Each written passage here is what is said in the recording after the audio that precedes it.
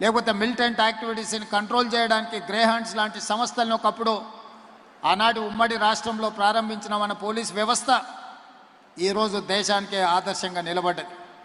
అందుకే ఈరోజు నూతనంగా ఎదురవుతున్న సవాళ్ళను ఎదుర్కోవడానికి పోలీస్ శాఖలో ఈరోజు ఈగల్ ఫోర్స్ డ్రగ్స్ గంజాయి ఒక మహమ్మారిగా మారి సమాజాన్ని పట్టి పీడిస్తున్నది. పంజాబ్ రాష్ట్రం ఈరోజు నిర్వీర్యం కావడానికి డ్రగ్స్ ఒక ప్రధానమైన శత్రువుగా ఆ రాష్ట్ర యువత మీద ప్రభావం చూపిస్తున్నాయి.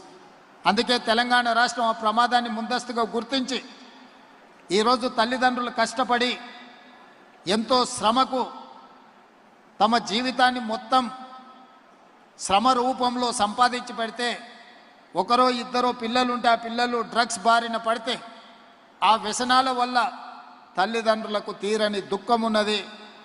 ఈరోజు వింత పోకడల వల్ల విపరీతమైన దురలవాట్ల వల్ల డ్రగ్స్ గంజాయి కూడా ఒక మహమ్మారిగా మన సమాజాన్ని పట్టి పీడిస్తుంది. అందుకే ఈ డ్రగ్స్ గంజాయిని నియంత్రించడానికి మన రాష్ట్రంలోనే మన పక్క పట్టణంలో కాదు పక్క రాష్ట్రాలు పక్క దేశాల నుంచి వస్తున్న డ్రగ్స్ గంజాయిని నియంత్రించడానికి ఈరోజు ఈగల్ ఫోర్స్ని మనం ఎస్టాబ్లిష్ చేసినాం. దేశంలోనే ప్రపంచంలోనే పోటీ జరుగుతాయి డ్రగ్స్ నియంత్రణలో. మొట్టమొదటి స్థానం తెలంగాణ రాష్ట్రానికి హైదరాబాద్ నగరానికి ఆ గుర్తింపు వచ్చింది. సివి ఆనంద్ గారు హైదరాబాద్ కమిషనర్గా ఆ అవార్డు రిసీవ్ చేసుకోవడం జరిగింది. అయినా సమస్య తీరలేదు. ఈ సమస్య ఇంకా పెరుగుతూనే ఉంది. ఇది ఒక మన రాష్ట్ర సమస్యగా దేశ సమస్య.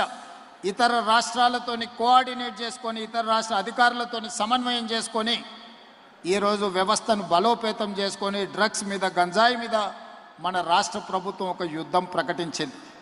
అదేవిధంగా న్యాచురల్ కలామిటీస్ లేదా climate changes after covid climate చేంజెస్తోని క్లౌడ్ బస్ ద్వారా విపరీతమైన వర్షాలు మన హైదరాబాద్ కానీ మన నగరాల యొక్క ఇన్ఫ్రాస్ట్రక్చర్ పర్ డే 2 సెంటీమీటర్స్ వర్షపాతం పడుతుంది అని అంచనాలు వేసుకొని మన యొక్క మౌలిక వసతులను మనం ఏర్పాటు చేసుకున్నాం. డ్రైనేజ్ వ్యవస్థ కానీ సివరేజ్ వ్యవస్థ కానీ మన రోడ్ల వ్యవస్థ కానీ క్లైమేట్లో వచ్చిన చేంజెస్ వల్ల 2 అవర్స్లో 20 నుంచి 40 సెంటీమీటర్స్ రెయిన్ఫాల్ ఈరోజు పడుతుంది. మొన్న ఖమ్మంలో వచ్చిన వరదలకు దాదాపుగా 39 సెంటీమీటర్లు 2 గంటల్లో వర్షం పడ్డది. ఈ మధ్యకాలం హైదరాబాద్లో పడ్డ వర్షాలు 2-3 అవర్స్లోనే 20-25 సెంటీమీటర్స్ వర్షం పడుతుంది. ఈ క్లైమేట్ చేంజెస్తోని అదేవిధంగా కొంతమంది కుంటలు చెరువులు నాలాలు కబ్జా పెట్టుకొని నీళ్లు ఉండాల్సిన ప్రాంతాలని దుర్మార్గులు అక్రమార్కులు ఆక్రమించుకుంటే ఆ నీళ్లు మన కాలనీలను ఆక్రమించుకుంటున్నాయి. నీళ్లు ఉండే స్థావరాన్ని మనము కబ్జా పెడితే ఆ నీళ్లు అక్కడ ఉండకుండా మన ఇళ్లలోకి వస్తున్నాయి. అందుకే ఈరోజు చెరువులను కుంటల్ని నాలాలని నీటి నిల్వ చేసే ప్రాంతాలను కాపాడడానికి హైడ్రాను మనం తీసుకురావడం జరిగింది. ఈరోజు ఎవరు ఏమనుకున్నా ఎవరు ఎంత విమర్శించినా ఎవరు ఎన్ని ఆరోపణలు చేసినా మనం పెట్టుకున్న లక్ష్యంతో మనం ఈరోజు ముందుకెళ్తున్నాం. ఈరోజు ఆ లేక్లను పునరుద్ధరించి రేపు సంక్రాంతి ఫెస్టివల్ సందర్భంగా కైట్ ఫెస్టివల్స్ని ఎక్కడైతే ఆక్రమణలకు గురైన లేక్లు ఉన్నాయో వాటిని పునరుద్ధరించి ఈరోజు కైట్ ఫెస్టివల్స్ సంక్రాంతి పండుగ సందర్భంగా మనం నిర్వహించుకుంటున్నాం. ఈరోజు నూతన ఛాలెంజెస్ని ఎదుర్కోవడానికి పోలీస్ వ్యవస్థని మనము బలోపేతం ఏ విధంగా చేసుకుంటున్నామో ఇప్పుడు రాష్ట్ర ప్రభుత్వం రోడ్డు ప్రమాదాలను కూడా ఒక తీవ్రమైన సమస్యగా గుర్తించినాం. సరిహద్దుల్లో యుద్ధంలో చనిపోయే సైనికుల కంటే ఎక్కువ ఈరోజు రోడ్డు ప్రమాదాలలో చనిపోతున్నారు. మా సహచర మంత్రివర్గ మిత్రులు కోమటిరెడ్డి వెంకటరెడ్డి గారి కుమారుడు రోడ్డు ప్రమాదంలో చనిపోయి ఈ రోజుకి కోమటిరెడ్డి వెంకటరెడ్డి గారు ఆ దుఃఖం నుంచి తేరుకోలేకపోయిండు.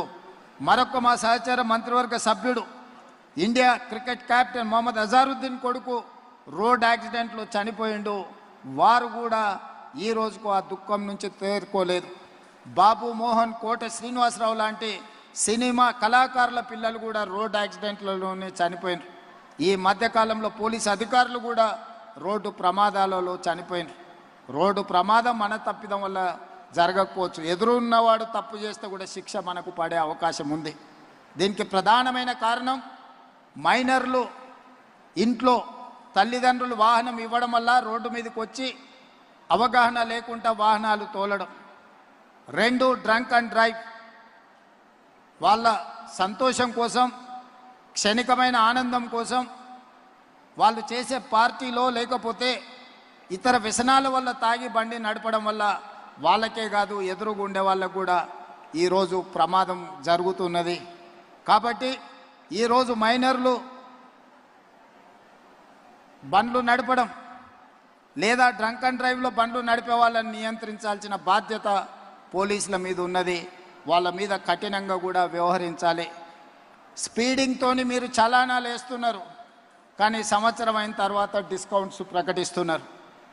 దానివల్ల ఎలాగూ తగ్గిస్తారు కదా, మళ్ళీ చూద్దాంలే అన్న వ్యవస్థ ఈరోజు ఒక సమస్యగా మారింది. అందుకే పోలీస్ సిబ్బందికి శాఖకు నేను సూచన చేస్తున్నా, ఈ చలాన్స్ వెయ్యడం అనేది వెయ్యకుండానే నియంత్రించి వాళ్ళకు అవగాహన కల్పించాలి. తప్పని పరిస్థితుల్లో ఎవరి మీదైనా చలానా వేస్తే ఒక్క పైసా తగ్గించకండి. మూడవది, వాళ్ళ బ్యాంక్ అకౌంట్స్తోని డైరెక్ట్గా డిపార్ట్మెంట్కి సింక్రనైజ్ చేయండి. ఎప్పుడు చలానా పడితే ఆటోమేటిక్గా వాళ్ళ అకౌంట్లోకి వెళ్ళి డిడక్ట్ అయ్యి పోయే విధంగా ఈరోజు బండి రిజిస్ట్రేషన్కి వచ్చినప్పుడే ఆ బండి యజమాని యొక్క ఖాతాను మీరు తీసుకోండి, బ్యాంక్ అకౌంట్ను అటాచ్ చేయండి. ఏ బండి అయితే స్పీడింగ్ చేస్తుందో, ఏ బండి అయితే సిగ్నల్ జంప్ చేస్తుందో, ఏ బండికి అయితే చలానా పడుతుందో ఆటోమేటిక్గా ఆ యజమాని అకౌంట్లో నుంచి నగదులు బదిలీ అయ్యే విధంగా మీరు ఈరోజు టెక్నాలజీని వాడుకోండి.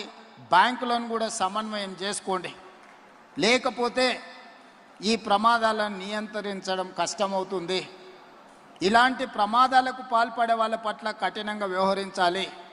పిల్లలకు వాహనాలు ఇచ్చి ప్రమాదాలకు కారణమైతే వాహన యజమాని మీద కూడా కేసులు కట్టాలి. అప్పుడే చిన్నపిల్లలకు అందుబాటులో వాహనాలు పెట్టడం మానేస్తారు. ఇవన్నీ జరగాలంటే ప్రాథమిక విద్యలోనే పిల్లలకు అవగాహన కల్పించాలి. ఈరోజు పోలీసుతో పాటు రవాణా శాఖకు సంబంధించిన వాళ్ళు కూడా హెవీ లోడ్ ఈ మధ్యకాలంలో చూసినాం. ఒక క్రషర్, ఒక టిప్పర్ హెవీ లోడ్తో తీసుకెళ్లి ఆర్టీసీ బస్సును గుద్దితే 30-40 మంది బస్సులో ఉండే అమాయకులు చచ్చిపోయినారు. అంటే ఇట్లా